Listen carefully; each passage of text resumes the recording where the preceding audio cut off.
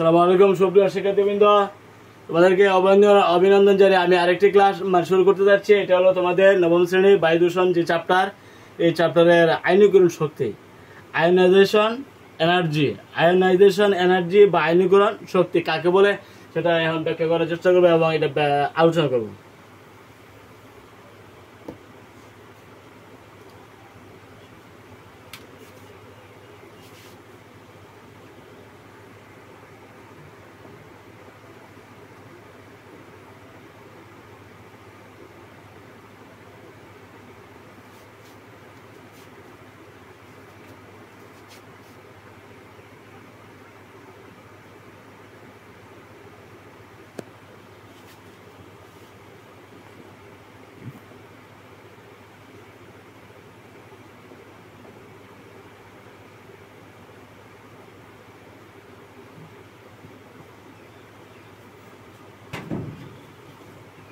Ionisation energy বা আয়নীকরণ শক্তি, সেক্ষেত্রে আয়নীকরণ শক্তিটা কি আসলে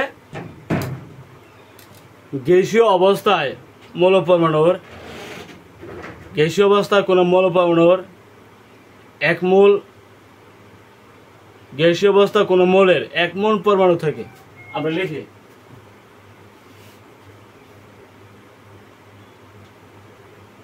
আয়নীকরণ শক্তির আসলে আমরা কাকে বলে, আয়নীকরণ শক্তি কি?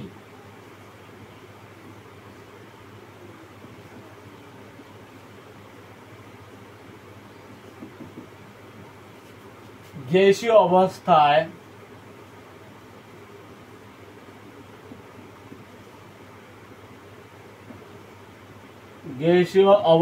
কোন মৌলের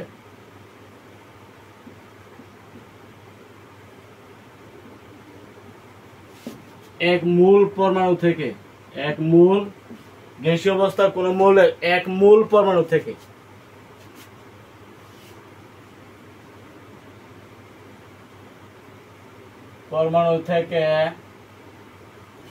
এক মূল ইলেকট্রন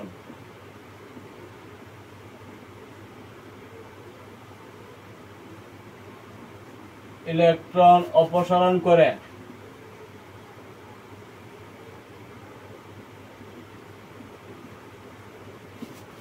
এক মূল ধনাত্মক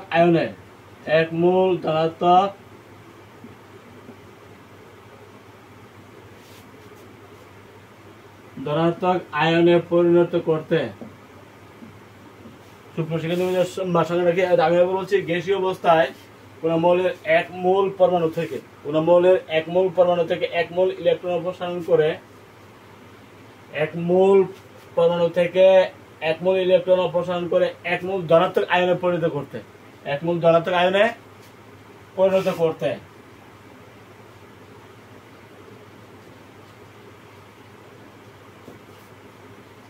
যে পরিমাণ শক্তি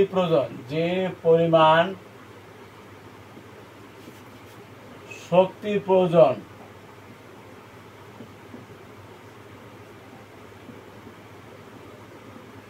তাকে আয়নীকরণ শক্তি বলে।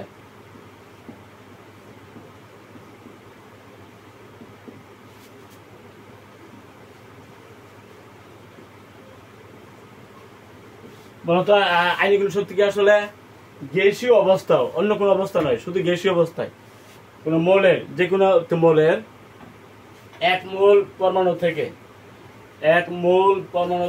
এক মূল ইলেকট্রন অপসারণ করে এক মূল ধনাত্মক আয়নে পরিণত করতে যে পরিমাণ শক্তি প্রয়োজন তাকে আয়নীকরণ শক্তি বলে। আয়নীকরণ শক্তি ধাতুর হইতে পারে, অধাতুর হইতে পারে, যে কোনো মৌলের তার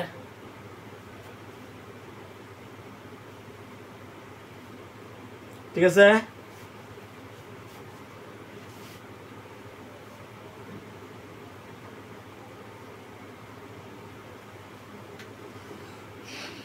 আয়নীকরণ শক্তি যে কোনো পর্যায়ে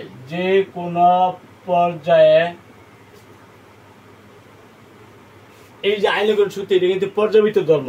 কি ধর্ম এটা? পর্যাবৃত্ত ধর্ম। তার মানে বাড়ে কমে পর্যায়ক্রমে বাড়ে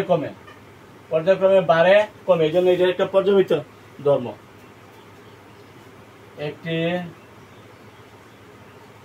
পর্যায়বৃত্ত ধর্ম, পর্যায়বৃত্ত ধর্ম মানে এটা পর্যায়ক্রমে আবর্তিত হয়, মানে পর্যায়ক্রমে কমে বাড়ে। কোন পর্যায়ে বাম হইতে ডানে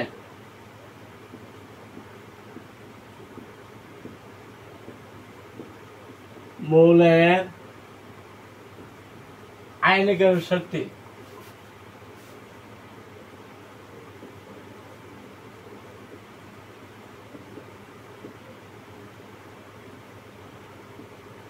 বাড়ে। কোন পর্যায়ে, যে কোনো পর্যায়ে, দ্বিতীয়, তৃতীয়, চতুর্থ, পঞ্চম, আমরা জানি 7টি পর্যায়ে আছে। যে কোনো পর্যায়ে তোমরা যদি লক্ষ্য করে যে বাম হইতে ডানে মৌলসমূহের আয়নীকরণ শক্তি বাড়ে, মৌলসমূহের আয়নীকরণ শক্তি বাড়ে। কারণ বাম হইতে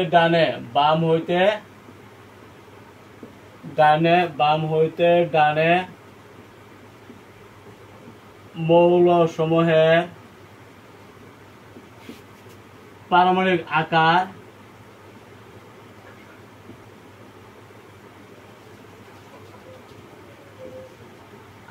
ক্রমান্বয়ে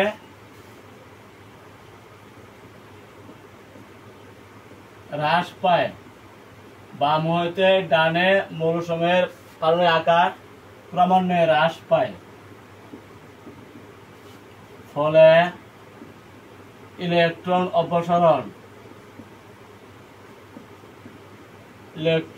অপসারণ করতে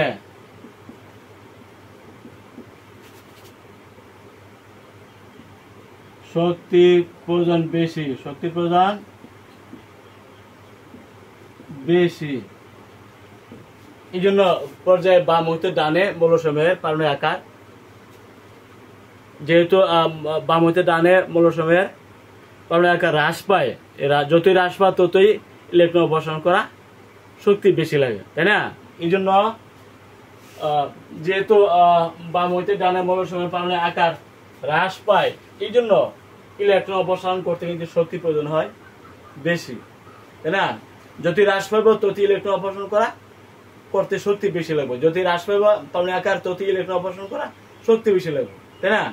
এই জন্য বাম হইতে ডানে পর্যায়ে বাম হইতে ডানে মৌলের আয়নীকরণ শক্তি বাড়ে। কেন বাড়ে?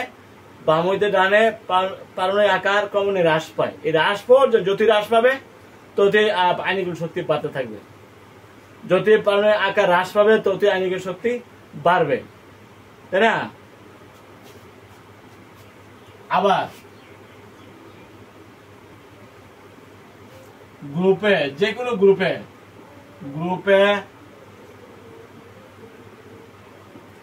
উপর হইতে নিচে মৌলসমূহের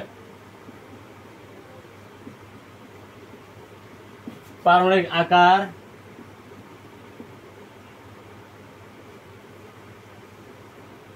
ক্রমান্বয়ে বাড়ে,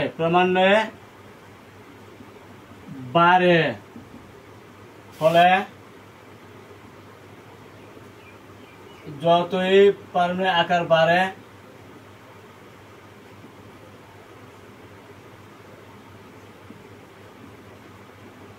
আকার বাড়ে ততই ইলেকট্রন অপসারণ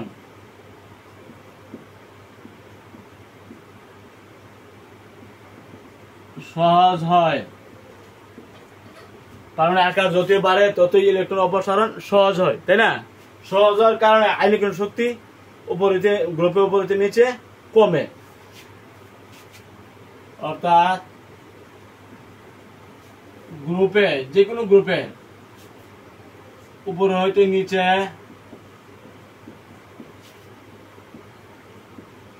মৌলসমূহের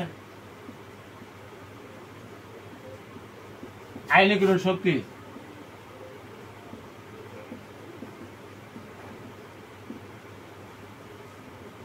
ক্রমান্বয়ে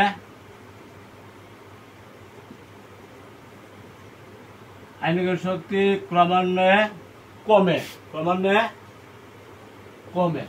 কারণ কি? পরমাণু আকার যতই বাড়ে ততই ইলেকট্রন অপসারণ সহজে পড়ে, মানে শক্তি কম লাগে।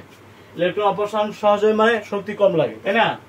যতই শক্তি, এই জন্য গ্রুপের উপরে নিচে মনোযোগ আইনিকের শক্তি মানে কমে, কারণ ইলেকট্রন অপসারণ করতে কম শক্তি লাগে। মানে সহজ হয় মানে কি?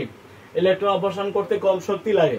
যতই কম শক্তি লাগবে ততই আইনিকের শক্তি কমে যাবে। অর্থাৎ গ্রুপে, যে কোনো গ্রুপে, এটা ধাতু হোক অধাতু হোক, যে কোনো গ্রুপে আমরা লক্ষ্য করবো তাদের আইনিক, যদি তোমরা নেটে সার্চ দিয়ে দেখতে পারো যে গ্রুপের যে মৌলগুলো আইনিক শক্তির কি অবস্থা, এগুলি লক্ষ্য করলে আমরা বুঝতে পারি যে গ্রুপের উপরে নিচে মৌলসমূহের আইনিক শক্তি কিভাবে কমতেছে, তাই না? নেটে সার্চ দিলে তোমরা এগুলি প্রমাণ ডকুমেন্ট পাবে। এই যে কথাগুলো প্রমাণ নেটে সার্চ দিলে পাবে। পর্যায়ে যে মৌলগুলো আছে এগুলি সেট করে তোমরা যদি তাদের আইনিক শক্তি লক্ষ্য করো তো বুঝবে যে তাদের আইনিক শক্তি কিভাবে বাম হইতে ডানে বাড়তেছে, বাম হইতে ডানে বাড়তেছে, কিন্তু গ্রুপের উপরে নিচে কমে, গ্রুপের উপরে নিচে কমে, তাই না? আমরা একটা পর্যায়ে বা একটা গ্রুপ আলোচনা ব্যাখ্যা করব। ঠিক আছে? তাহলে আইনিক শক্তি কাকে বলে? আইনিক শক্তি হলো গ্যাসীয় অবস্থায়, গ্যাসীয় অবস্থা কোন মৌলের এক মূল পরমাণু থেকে, গ্যাসীয় অবস্থা কোন মৌলের এক মূল পরমাণু থেকে এক মূল ইলেকট্রন, এক মূল পরমাণু থেকে এক মূল ইলেকট্রন অপসারণ করে এক মূল ধনাত্মক আয়নে পরিণত করতে যে পরিমাণ শক্তি প্রয়োজন তাকে আইনিক শক্তি বলে। গ্যাসীয় অবস্থা কোন মৌলের এক মূল পরমাণু থেকে এক মূল ইলেকট্রন অপসারণ করে এক মূল ধনাত্মক আয়নে পরিণত করতে যে পরিমাণ শক্তি প্রয়োজন তাকে আইনিক শক্তি বলে। আইনিক শক্তি একটি পর্যাবৃত্ত ধর্ম, কারণ কি এটা পর্যায়ক্রমে টার্ন করে, পর্যায়ক্রমে কমে বাড়ে। পর্যায়ের মধ্যে দেখা যায় এক অবস্থা, গ্রুপের মধ্যে এক অবস্থা, গ্রুপের উপরে নিচে আইনিক শক্তি কমতেছে আমরা লক্ষ্য করব। আবার পর্যায়ের মধ্যে আমরা যদি লক্ষ্য করি আইনিক শক্তি বাড়তেছে। যে কোনো পর্যায়ে, তুমি দ্বিতীয় পর্যায়ে তৃতীয় পর্যায়ে যে মৌলগুলো, যে কোনো পর্যায়ে মৌলগুলো তোমরা একটু যাচাই করো তো লক্ষ্য করবে তাদের আইনিক শক্তি অবস্থা কি। দেখা গেছে বাম হইতে ডানে মৌলগুলো আইনিক শক্তি বাড়তেছে। কেন বাড়ে? বাম হইতে ডানে মৌলসমূহের পারমাণবিক আকার ক্রমান্বয়ে হ্রাস পায়, ক্রমান্বয়ে হ্রাস পায়, এটা আমরা জানি। যতই হ্রাস পাবে ততই ইলেকট্রন অপসারণ করতে কি শক্তি প্রয়োজন বেশি। ইলেকট্রন অপসারণ করতে যদি শক্তি বেশি প্রয়োজন হয় তখন আইনিক শক্তি বাড়বো, তাই না? আর ইলেকট্রন অপসারণ করতে যদি শক্তি কম লাগে তখনই তো আইনিক শক্তি কমে। আমরা গ্রুপে লক্ষ্য করি যে যে কোনো গ্রুপে উপরে নিচে একটা করে স্তর যুক্ত হচ্ছে, তার মানে গ্রুপে উপরে নিচে পারমাণবিক আকার ক্রমান্বয়ে বাড়ে। যতই বাড়ে ইলেকট্রন অপসারণ করা ততই সহজ, যতই পারমাণবিক আকার বাড়বে ততই ইলেকট্রন অপসারণ করা সহজ হবে, তাই না? এটা নিজের যুক্তিতেই ধরা পড়ে। তাহলে গ্রুপের অবস্থা হইলো আইনিক শক্তি উপরে নিচে কমবে, আর পর্যায়ের অবস্থা হইলো বাম হইতে ডানে আইনিক শক্তি বাড়বে, তাই না? এইগুলো এই জন্য এই আইনিক শক্তিকে আমরা বলি পর্যাবৃত্ত ধর্ম বা পর্যায়ক্রমে টার্ন করে পর্যায়ের মধ্যে এটা আবর্তিত হচ্ছে, বাড়তেছে, গ্রুপের মধ্যে আবর্তিত হচ্ছে মানে কমতেছে। এই যে ধর্ম, এই জন্য আমরা এটাকে বলি আইনিক শক্তি একটা পর্যাবৃত্ত ধর্ম, পর্যাবৃত্ত ধর্ম। এখন গ্রুপে কিভাবে বাড়তেছে কিভাবে কমতেছে সেটা আমরা একটু আইনিক শক্তি একটু ব্যাখ্যা করব।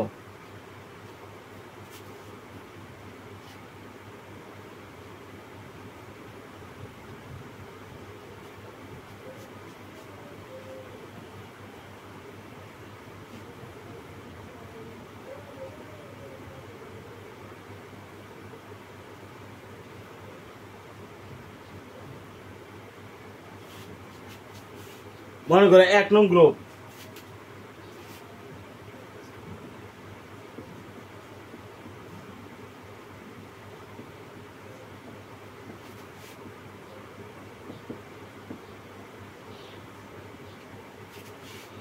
উপর হইতে নিচে, গ্রুপের উপর হইতে নিচে ক্রমান্বয়ে কমে, ক্রমান্বয়ে হ্রাস পা বা কমে, হ্রাস পা। মনে করো এক নং গ্রুপের অবস্থা আমরা ব্যাখ্যা করতেছি। 1 নং কে কে আছে? হাইড্রোজেন, তাই না? লিথিয়াম, সোডিয়াম, পটাশিয়াম,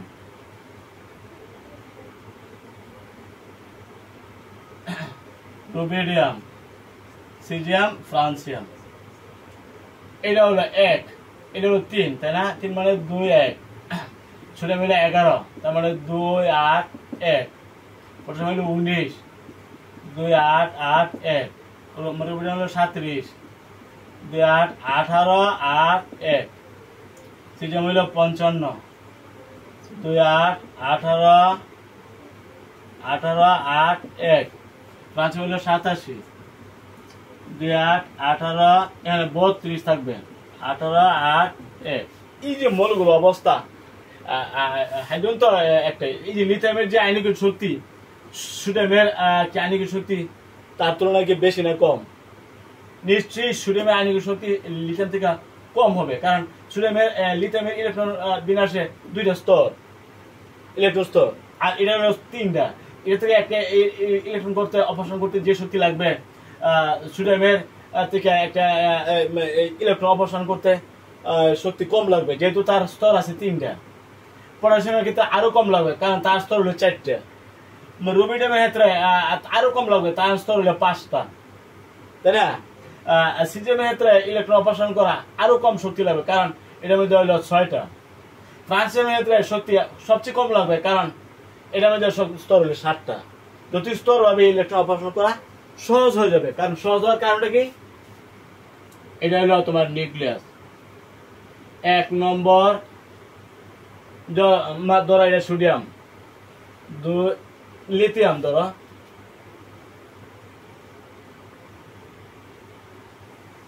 লিথিয়ামের অবস্থাটা 2 1 2 1, তাই না? আচ্ছা, সোডিয়ামের অবস্থা কি? 2 8 1। যদি এটা সোডিয়ামের একটা ধরি তাহলে 2 8, তাই না? 2 8,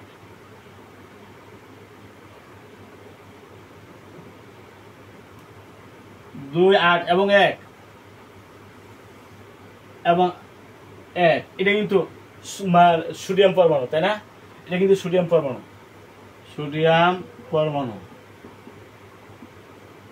তো সোডিয়াম পরমাণুতে আমরা যদি বিন্যাসটা করি 2 8 1, 2 8 এবং 1, তাই না? আবার যদি পটাশিয়ামটা করি 2 8 8 1,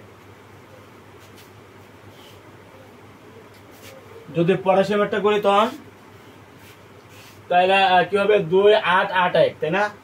2 8 এবং 8,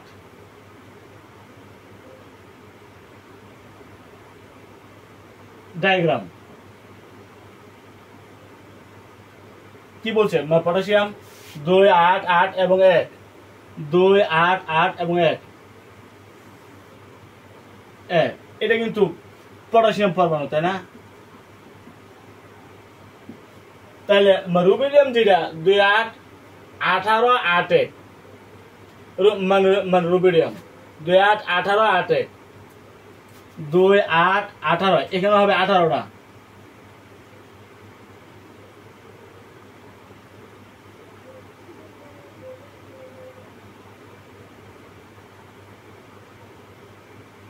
আঠারোটা, 2 8 18 রুবিডিয়াম, 2 8 18 8 1, মানে এর কিন্তু 8টা।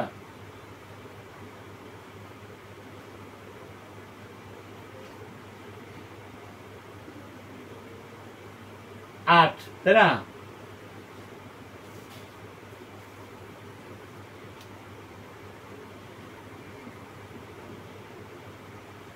রুবিডিয়াম 2 8 18 8 1, 2 8 18 আমরা দিচ্ছি, এবং এর কিন্তু 8টা। 8টা হিসেবে দেওয়া তো 1 2 3 4 ধরা 8 এবং 1, এটা হলো মানে রুবিডিয়াম, তাই না? রুবিডিয়ামের অবস্থাটা কি? 2 8 8 2 8 18 8 1, 2 8 18 8 এবং 1। তাহলে রুবিডিয়াম থেকে ইলেকট্রন অপসারণ করে কিন্তু আরেকটু পটাশিয়ামের তুলনা রুবিডিয়ামের ইলেকট্রন অপসারণ করা সহজ হবে, কারণ রুবিডিয়ামের ইলেকট্রন স্তর 1 2 3 4 5টা, ওটা 1 2 3 4 এবং 5 ইলেকট্রন হলো দূরত্ব নিউক্লিয়াস থেকে মানে বাড়তেছে। যতই বাড়ে, যেমন ফ্রান্সের ক্ষেত্রে তার স্তর হলো 60টা, তাহলে আরো 2টা বাড়বো, তাই না? ফ্রান্সের ক্ষেত্রে আরো 2টা বাড়বো। যতই বাড়বো ইলেকট্রন অপসারণ করে নিউক্লিয়াস থেকে ধর হোলকের দূরত্ব বেশি হয়ে যায়, তখন নিউক্লিয়াস এবং বাইরের ইলেকট্রনের আকর্ষণটা কমে যায়। যে আকর্ষণ শক্তি, স্থিরবদ্ধ যে আকর্ষণ বল নিউক্লিয়াস এবং বাইরের ইলেকট্রন, সেই আকর্ষণটা স্তর বাড়ার সাথে সাথে যতই স্তর বাড়বো ততই কমে। যদি আকর্ষণ কমে, ইলেকট্রন অপসারণ করা সহজ হয়ে পড়ে, তাই না? ইলেকট্রন অপসারণ করা সহজ মানে কি? আইনিক শক্তি কমে যাওয়া, আইনিক শক্তি কমে যাওয়া, তাই না?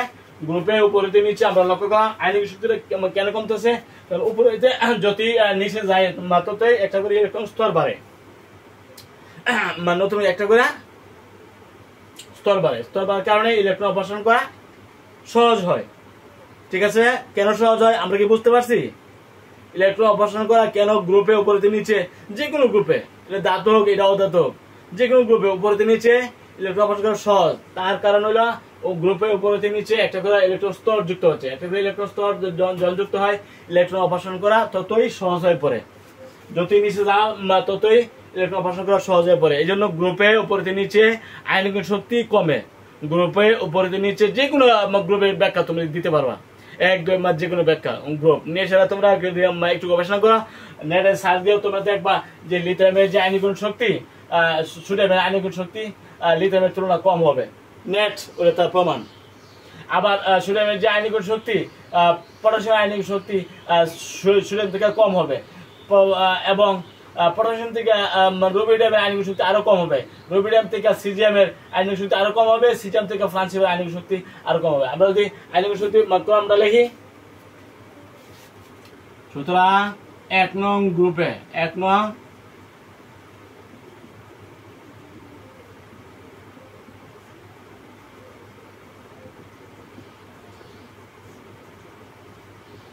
ক্রম, তাইলে সোডিয়ামের আয়নিক শক্তি পটাশিয়াম থেকে বেশি না?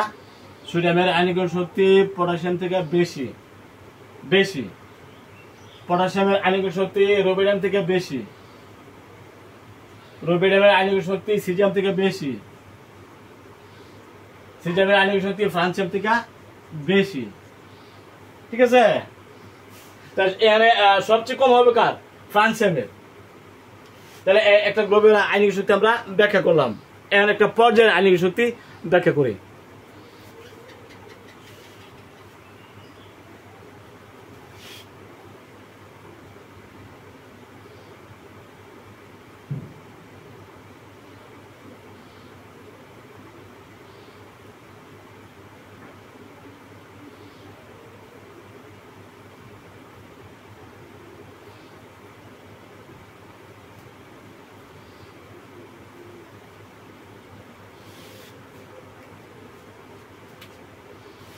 যে কোনো পর্যায়ে, সুপ্রিয় শিক্ষার্থীবৃন্দ, যে কোনো পর্যায়ে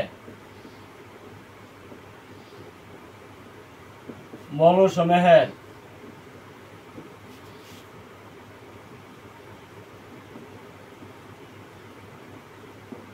আয়নিক শক্তি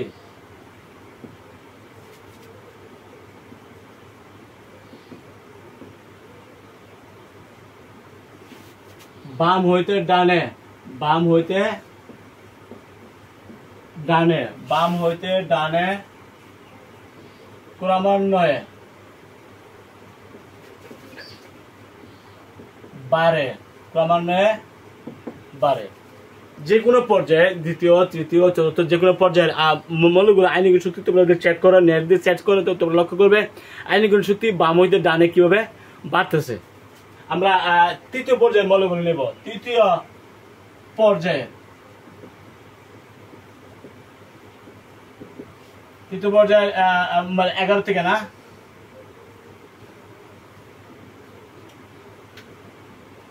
সোডিয়াম 11, তারপর হলো ম্যাগনেসিয়াম,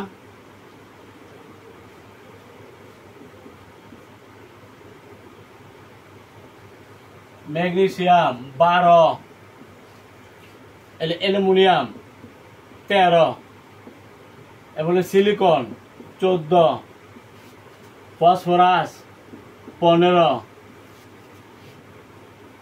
সালফার 16, ক্লোরিন 17, আর্গন 18। এই যে মৌলগুলো আয়নীকরণ শক্তি কিভাবে মানে বাম হইতে ডানে বাড়ে, কেন বাড়ে আমরা লক্ষ্য করি। সোডিয়ামের কিন্তু 11, 2, 8, 1, ম্যাগনেসিয়াম হলো 12, 2, 8, 2, অ্যালুমিনিয়াম হলো 13, 2, 8, 3, সিলিকন হলো 14, 4, ফসফরাস হলো 15, 2, 8, 5, সালফার হলো 16, 6, ক্লোরিন হলো 17, 2, 8, 7, আগুলো 18। লক্ষ্য করো এই তাদের আয়নিক শক্তি সোডিয়ামের যে আয়নিক শক্তি হবে ম্যাগনেসিয়ামের তার থেকে বেশি হবে, ম্যাগনেসিয়াম থেকে আরো বেশি অ্যালুমিনিয়ামের, অ্যালুমিনিয়াম থেকে আরো বেশি হবে সিলিকনের, সিলিকন থেকে আরো বেশি হবে ফসফরাসের, ফসফরাস থেকে আরো বেশি হবে সালফারের, সালফার থেকে আরো বেশি হবে ক্লোরিনের, ক্লোরিন থেকে আরো বেশি আর্গনের। তাদের আয়নিক শক্তি কিভাবে পরিবর্তিত হচ্ছে, কেন পরিবর্তিত হচ্ছে আমরা লক্ষ্য করি। ডায়াগ্রাম আঁকবো। নিউক্লিয়াস 1 নম্বর, 2 নম্বর, 3 নম্বর, তাই না? 1 নম্বর হলো 2টা, 2 নম্বরে প্রত্যেকের কিন্তু 3টা করে স্তর, প্রত্যেকের 3টা করে স্তর।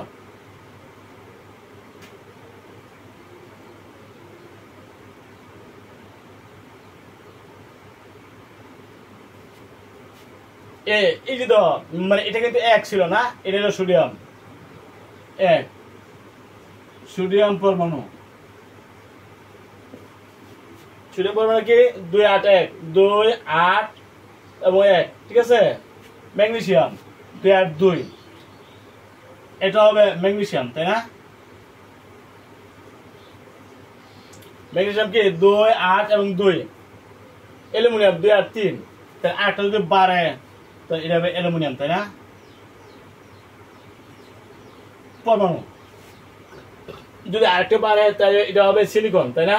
সিলিকন কি 2, 8, 4, আরেকটা কিন্তু বাড়তেছে, এটা হবে মানে সিলিকন পরমাণু। আবার 2, 8, 5 দাও, 2, 8, 5 হলে কিন্তু ফসফরাস, এটা কিন্তু ফসফরাস, তাই না? 2, 8, 5, 2, 8, 5, এটা হলো ফসফরাস। সালফারের কটা 2, 8, 6, 2, 8, 6 সালফারের আরেকটা পাবে, এবং এটা হলো সালফার, তাই না? আমরা লক্ষ্য করি আমরা এই পারমাণবিক আকারটা কেন হ্রাস পাচ্ছে, আমরা মানে বাড়তেছে, কেন বাড়তেছে? পারমাণবিক আকার কিন্তু যদি ইলেকট্রন বাড়বে তত কিন্তু কমবে, পারমাণবিক আকার কিন্তু বাম হতে ডানে হ্রাস পায়, যদি হ্রাস পায় ততই আয়নিক শক্তি বাড়বে, কারণ ততই ইলেকট্রন অপসারণ করা শক্তি বেশি লাগবে, তার মানে বাম হইতে ডানে আয়নিক শক্তি বাড়ে। সোডিয়ামের যে আয়নিক শক্তি তার থেকে বেশি হবে, ম্যাগনেসিয়ামের তার থেকে বেশি, অ্যালুমিনিয়াম তার থেকে বেশি হবে, সিলিকনের তার থেকে বেশি, ফসফরাস তার থেকে বেশি, সালফার তার থেকে বেশি, ক্লোরিন তার থেকে বেশি আর্গনের, তাই না?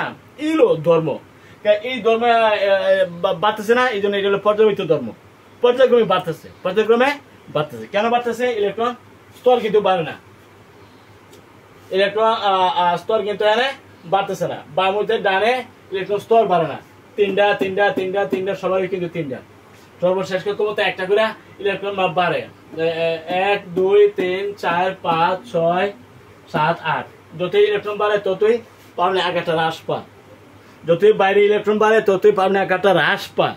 হ্রাস পাওয়ার কারণে হ্রাস কেন পায়? কারণ ইলেকট্রন বাড়ার সাথে সাথে নিউক্লিয়াসের পজিটিভ আদান বিশিষ্ট নিউক্লিয়াস এবং নেগেটিভ আদান বিশিষ্ট ইলেকট্রনের আকর্ষণ মানে স্থির বৈদ্যুতিক আকর্ষণ বল বাড়তে থাকে, বুঝছো? যতই বাইরে ইলেকট্রন বাড়ে ততই ভেতর কিন্তু প্রোটনও বাড়ে, কারণ ইলেকট্রন আর প্রোটন তো সমান, কারণ কি পরমাণু বিদ্যুৎ নিরপেক্ষ।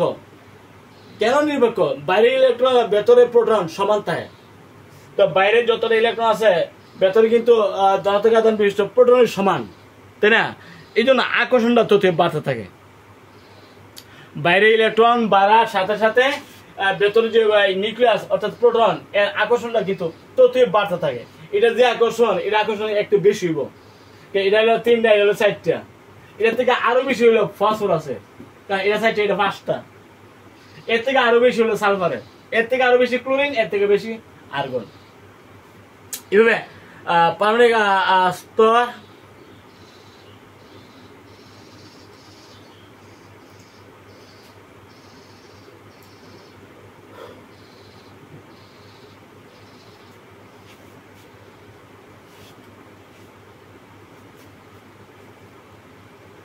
অর্থাৎ আমরা কি লিখতে পারি, পর্যায়ে, অর্থাৎ পর্যায়ে বাম হইতে ডানে যদি ইলেকট্রন পাবে বাড়ে তত এটা পারমাণবিক আকারটা হ্রাস পায়, পারমাণবিক আকারটা কি হ্রাস পাবে, কারণ বাইরের ইলেকট্রন এবং ভেতরের নিউক্লিয়াসের আকর্ষণ ততই বাড়তে থাকে।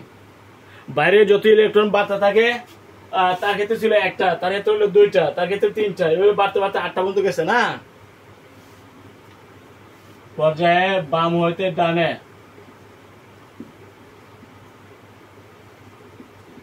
মৌলসমূহের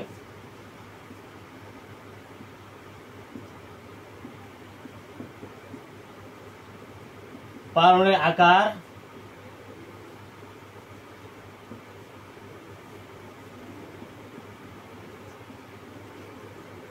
হ্রাস পাওয়ার কারণে, মানে হ্রাস পাওয়ার কারণে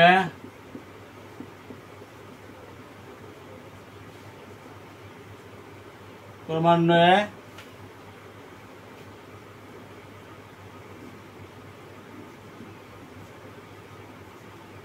আয়নীকরণ শক্তি বাড়ে, কারণ বাম হইতে ডানে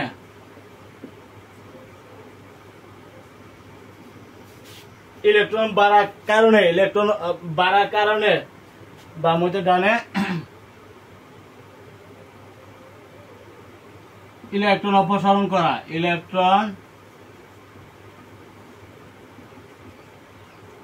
অপসারণ করতে বেশি শক্তির প্রয়োজন হয়। ঠিক আছে, একটা ইলেকট্রন থাকলে যে আকর্ষণ হইব, 2টা ইলেকট্রন থাকলে আকর্ষণটা বাইরে গেল, আকর্ষণ বাড়ার কারণে ইলেকট্রন অপসারণ করা সহজ হবে না, কঠিন হবে। বুঝছো কেন কঠিন হবে?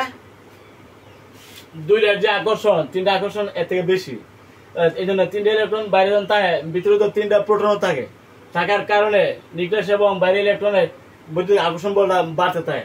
এটার যে আকর্ষণ এর থেকে বেশি, এর থেকে আরো বেশি এভাবে বাড়তে থাকে, বাড়ার কারণে ইলেকট্রন অপসারণ করতে শক্তি বেশি প্রয়োজন। এই জন্য যে কোনো পর্যায়ে, আমরা উদাহরণ দিয়েছি দ্বিতীয় পর্যায়ে তোমরা এইভাবে নেগেটিভ সার দিলে তোমরা আয়নিক শক্তিগুলো চেক করে দেখতে পারবে যে তাদের আয়নিক শক্তি বাম হইতে ডানে কিভাবে বাড়তেছে, কেন বাড়ে?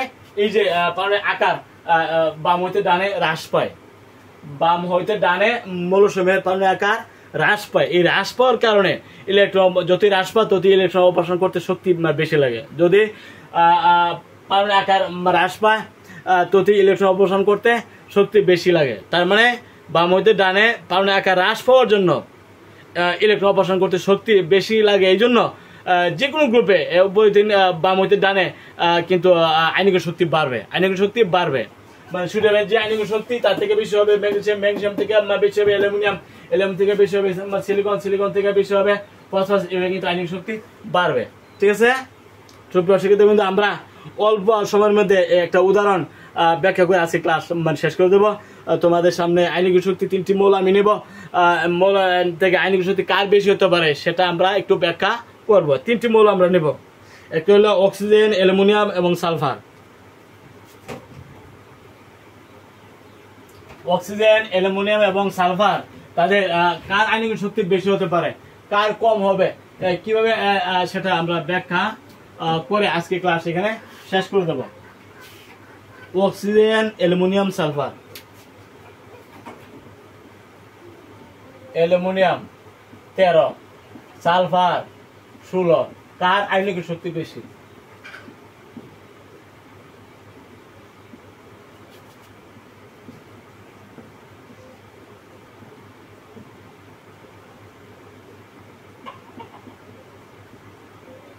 বেশি ব্যাখ্যা করতে হবে। আমরা স্তর স্তর ব্যাখ্যা করতে হবে।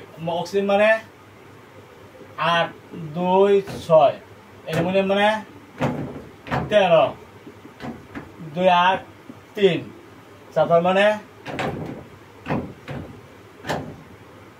16, 2, 8 এবং 6। সালফার 16 মানে 2, 8, 6, 13 মানে 2, 8, 3, 8 মানে 2, 6। এই যে এই দুইটা মৌলের মধ্যে কার আয়নিক শক্তি বেশি হবে, কার কম হবে? তার সর্বশেষ কক্ষপথ হলো 6টা, তার সর্বশেষ কক্ষপথ হলো 3টা, তার থেকে তার ইলেকট্রন বেশি।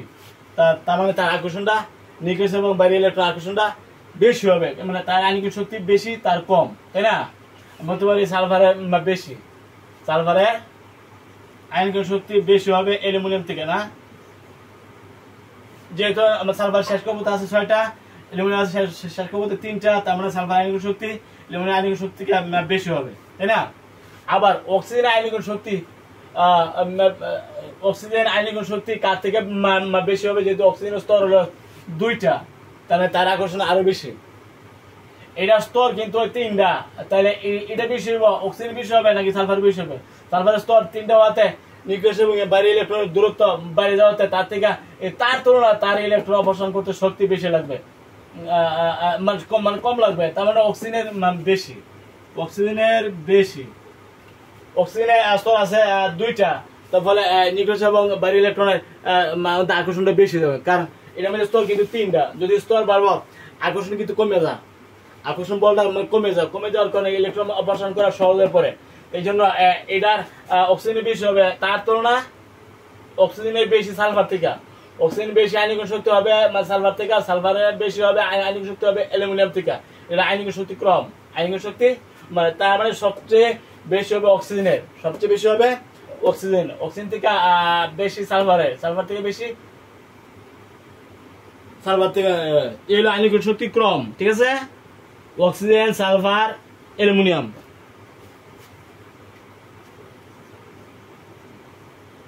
Sulphur, aluminium.